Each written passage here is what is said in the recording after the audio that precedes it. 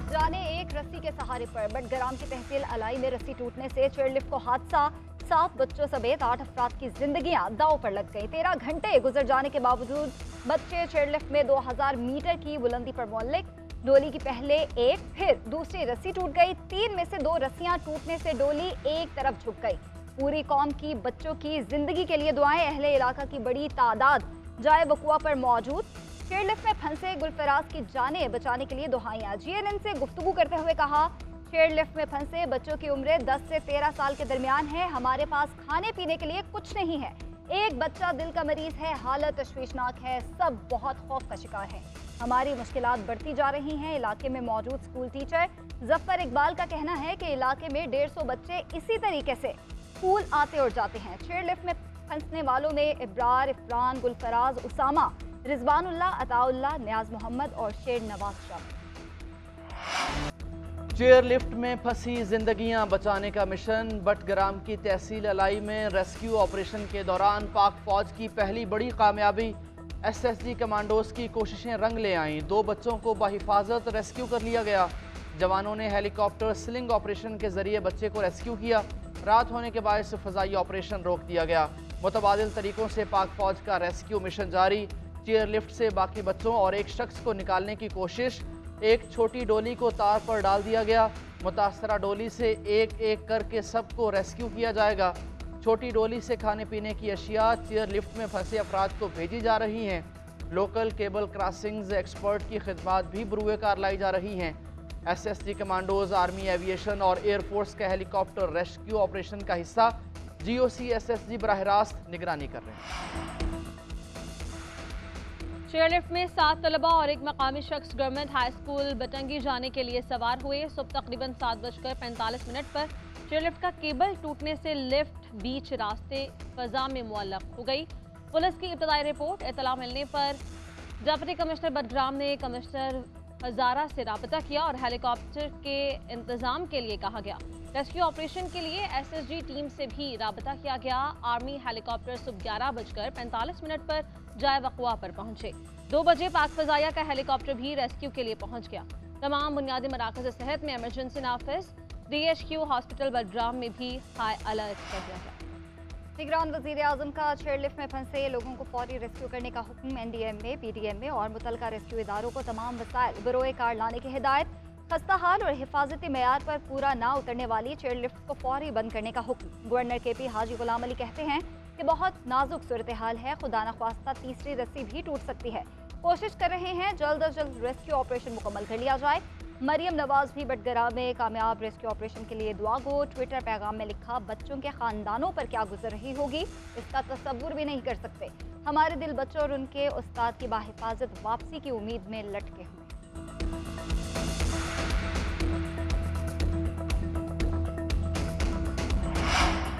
खुदा के आसरे तारों के सहारे डोली में पहाड़ों के दरमियान खतरनाक सफ़र।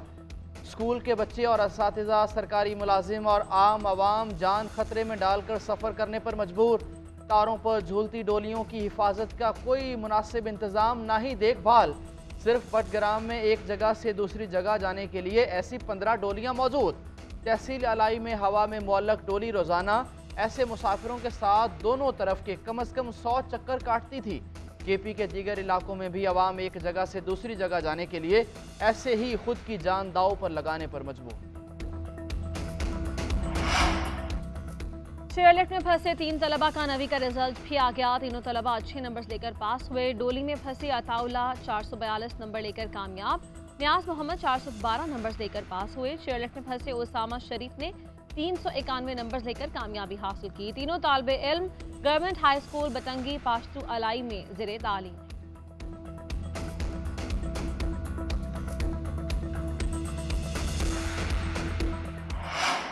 मोदी सरकार ने इक़्तिदार में रहने के लिए खित्ते के अमन को दाव पर लगा दिया। पाकिस्तान रेंजर्स ने भारत की तरफ से स्मगलिंग की बड़ी कार्रवाई नाकाम बना दी।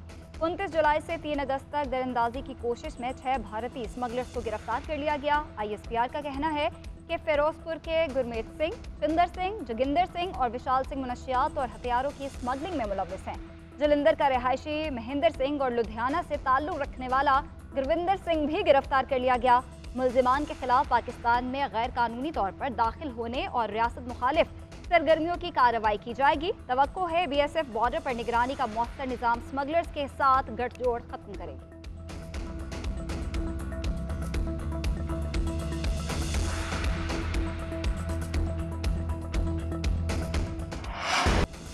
वकार अहमद को हटाने के बाद ऐवान सदर में नया प्रिंसिपल सेक्रेटरी कौन होगा? सदर की हुमैरा अहमद को सेक्रेटरी तैनात करने की सिफारिश। हुमैरा अहमद ने तहफ़्फ़ुज़ात का इजहार कर दिया। ज़राए के मुताबिक वज़ीर आज़म के प्रिंसिपल सेक्रेटरी ने हुमैरा अहमद से ज़ुबानी राय ली। हुमैरा अहमद ने कहा, मौजूदा हालात में ऐवान सदर में खिदमात सर अंजाम नहीं दे सकती, किसी और काबिल अफसर को ऐवान सदर में तैनात किया जाए। सदर ने गुज़श्ता रोज़ आर्मी एक्ट और ऑफिशियल सीक्रेट एक्ट वापस न भेजने पर वकार अहमद को हटाया था। ज़राए ऐवान सदर के मुताबिक वकार अहमद ने ताहाल ओहदे का चार्ज नहीं छोड़ा। खिदमात वापस लेने के लिए इस्टेब्लिशमेंट डिवीज़न का नोटिफिकेशन ज़रूरी है। उधर सदर आरिफ अलवी के प्रिंसिपल सेक्रेटरी ने इल्ज़ामात बेबुनियाद करार दिए। वकार अहमद का हक़ाइक़ मंजर आम पर लाने के लिए सदर को ख़त। कहा, बिल्स की फ़ाइलें सदारती चैम्बर में मौजूद हैं, अदालत ने बुलाया तो मैं रिकॉर्ड के साथ जाकर हक़ाइक़ बताऊँगा। चेयरमैन PTI को फौरी रिलीफ ना मिला, तोशाखाना केस में सजा मुअत्तली की अपील पर समाअत 24 अगस्त तक मुलतवी। लतीफ़ खोसा की चेयरमैन PTI को जमानत पर रिहाई की इस्तदा। दलाइल दिए कि मेरा मौकिल जेल में है, कोई सहूलियात नहीं दी गई, ताख़ीरी हरबे इस्तेमाल किए जा रहे हैं। सेशन जज ने मेरिट के बगैर केस का जल्दी में फैसला सुनाया। ऐसे मुकदमात में सुप्रीम कोर्ट ना जमानतें दी हैं, ये अदालत भी मेरे मौकिल को जमानत पर रिहा करे। इलेक्शन कमीशन के वकील अमजद परवेज ने कहा कि कम अज कम 10 दिन का वक्त दरकार है, मुझे केस का तस्दीक शुदा रिकॉर्ड अभी नहीं मिल सका। अपील के साथ सजा मुअत्तली की दरख्वास्त भी दी गई है। मेरी इस्तदा है कि मुझे तैयारी के लिए मुनासिब वक्त दिया जाए। वकील चेयरमैन PTI के इलेक्शन कमीशन के वकील को वक्त देने की मुखालिफत। चीफ जस्टिस ने रिमार्क्स दिए कि हम न आपकी बात मानते हैं न खोसा साहिब की। केस परसों समाअत के लिए मुकर्रर कर रहे हैं। निगरान हुकूमत अपनी आईनी जिम्मेदारियां अदा करने के लिए पुरअज़्म वज़ीर आज़म अनवारुल हक काकड़ कहते हैं, पाकिस्तान आईनी दौर से बखूबी गुजर रहा है, इलेक्टोरल प्रोसेस की निगरानी के लिए तमाम कोशिशें करेंगे। निगरान वज़ीर आज़म अनवारुल हक काकड़ का साबिक हुकूमत की पॉलिसीज़ का तसलसल जारी रखने का ऐलान। विफाकी काबीना के इजलास में इजहार ख्याल करते हुए कहा कि निगरान हुकूमत मुख्तसर मुद्दत के लिए आई है, हम हुकूमती निज़ाम में बड़ी तब्दीली नहीं ला सकते। क़वाइद व ज़वाबित की संगीन खिलाफ वर्जियों की सूरत में मुदाखलत का इख्तियार हासिल है। निगरान वज़ीर आज़म अनवारुल हक काकड़ की ज़ेर सदारत विफाकी काबीना का इजलास आर्मी एक्ट और ऑफिशियल सीक्रेट एक्ट से मुतालिक सदर के बयानात का जायजा लिया गया। विफाकी काबीना का आइंदा हफ्ते कौमी सतह पर बैनुल मज़ाहिब हम आहंगी कॉन्फ्रेंस मुनक्किद करने का फैसला।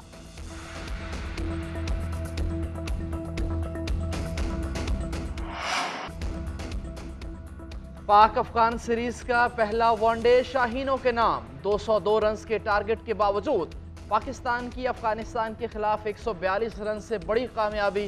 हदफ के ताक़ुब में अफगानिस्तान की पूरी टीम 20वें ओवर में 59 रन पर ढेर। हारिस रऊफ की तबाहकुन बॉलिंग 5 खिलाड़ियों को आउट किया। Speed star bowler man of the match करार। पाकिस्तान को 3 मैचेस की सीरीज में 1-0 की बढ़तरी हासिल। सीरीज का दूसरा वनडे 24 अगस्त को हम्बन टोटा में खेला जाएगा।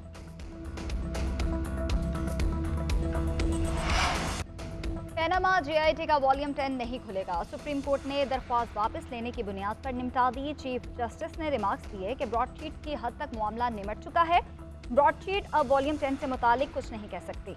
लतीफ़ खोसा ने मौक़िफ़ इख्तियार किया कि वॉल्यूम 10 में ऐसा क्या है कि उसे खुफिया रखा जाए। आर्टिकल 19A के तहत अवाम का हक है कि वो देखें कि कैसे मुल्क को लूटा गया। जस्टिस अतर मिनल्ला ने रिमार्क्स दिए कि आप पाकिस्तानी अवाम की बात ना करें, आप अपने मुवक्किल ब्रॉडशीट की बात करें।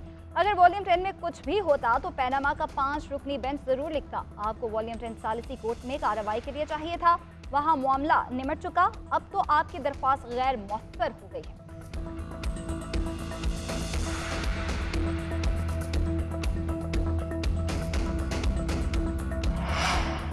शुगर मिल्स केस में मरियम नवाज को बड़ा रिलीफ मिल गया।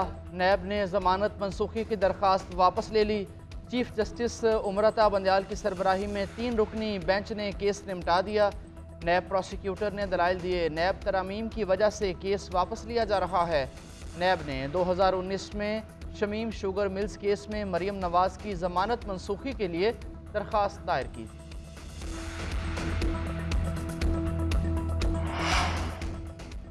तहरीक इंसाफ के रहनुमा असद उमर मंजर आम पर आ गए। गिरफ्तारी की खबरों की तरदीद कर दी। कहा कि मेरी गिरफ्तारी की खबर गलत थी, मुझे FIA ने नहीं पकड़ा। साइफर केस में दोबारा शामिल तफ्तीश हो चुका हूँ। साइफर मामले पर क्लीन साबित होंगे। असद उमर के ऑफिशियल सीक्रेट एक्ट के तहत कायम खुसूसी अदालत में दरख्वास्त जमानत मंजूर। अदालत का 1 लाख रुपए के मचलके जमा करवाने का हुक्म। उधर इंसदाद दहशतगर्दी अदालत ने थाना संगजानी में दर्ज मुकदमे में असद उमर की 12 अक्टूबर तक जमानत में तौसीक कर दी।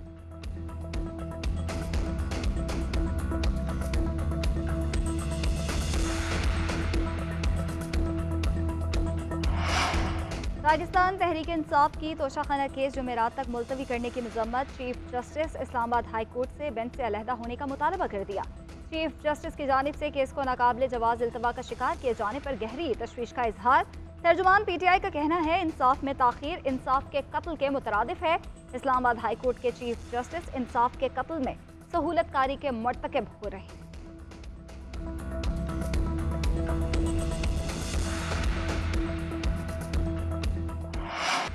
अमरीकी करेंसी तारीख की नई बुलंदियों पर, रुपए की बेकदरी का सिलसिला ना रुक सका। इंटरबैंक में भी डॉलर ट्रिपल सेंचुरी के करीब। डॉलर 1 रुपया 88 पैसे महंगा 299 रुपए 13 पैसे का हो गया। ओपन मार्केट में भी डॉलर 2 रुपए महंगा हुआ 306 रुपए में फरोख्त। उधर पाकिस्तान स्टॉक मार्केट में कारोबारी हफ्ते के दूसरे रोज मिला जुला रुझान रहा।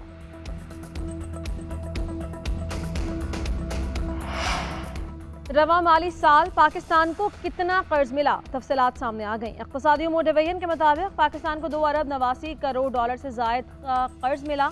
जुलाई में 19 करोड़ 36 लाख डॉलर कर्ज हासिल हुआ। 11 करोड़ 38 लाख डॉलर के 2 तरफा कर्जे मौसूल हुए। सऊदी अरब की जानिब से 2 अरब डॉलर का टाइम डिपॉजिट दिया गया। तेल की सहूलत की मद में 10 करोड़ डॉलर मिले। रिपोर्ट के मुताबिक रवा माली साल पाकिस्तान ने बैरूनी कर्जों का तखमीना 17 अरब 61 करोड़ डॉलर से जायद लगाया।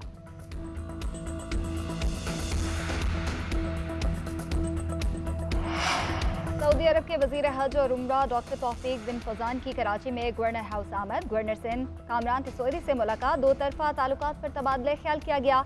मुअज़्ज़ज़ मेहमान की गवर्नर हाउस आमद पर पुलिस, एयरफोर्स और नेवी के बैंड्स ने मुअज़्ज़ज़ मेहमान को पुरजोश अंदाज में सलामी पेश की।